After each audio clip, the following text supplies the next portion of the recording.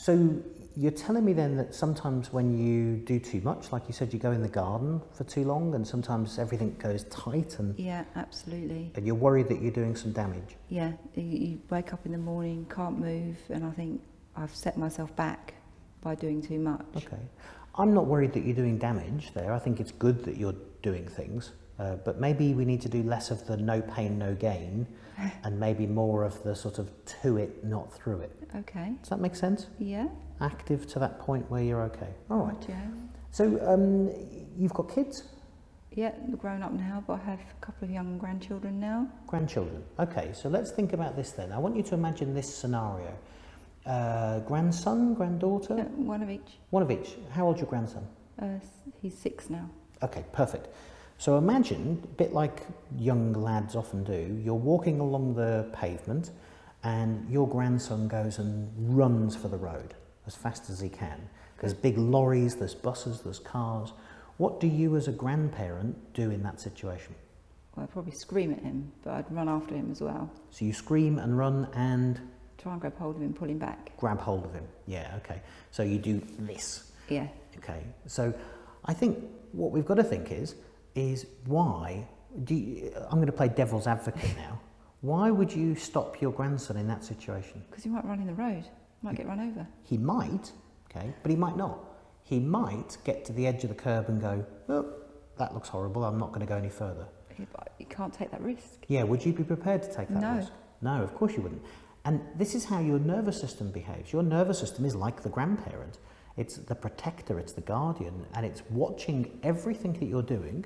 So just like you're watching your grandson, when it thinks there's a danger, if it thinks there's a threat, what do you think it's going to do? Pull in. Pull the reins. How do your muscles feel?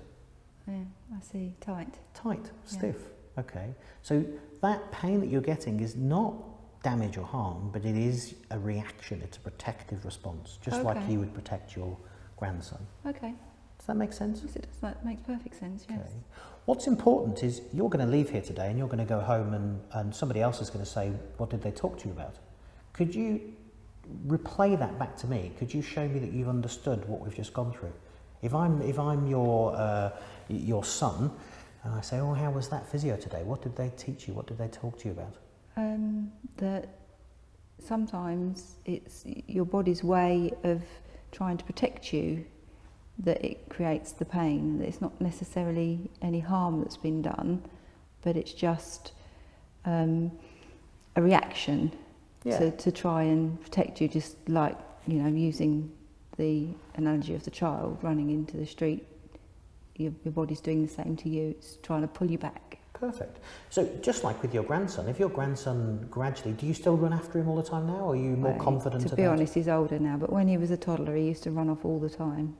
So think about it with your grandson. You've gradually had to get to a point where he's confident enough, you're confident in him to go and do that. What do you think you might need to do what to show your nervous system that you're all right, you can go in the garden, you can do things? To be a bit more careful with it, to be a bit more graded, perhaps? Yeah, little bits of time, pace things. Not so much all at once. That's it. You've got it. Okay. Now you've got it. Perfect. Okay. Thank you. Thanks. Thank you.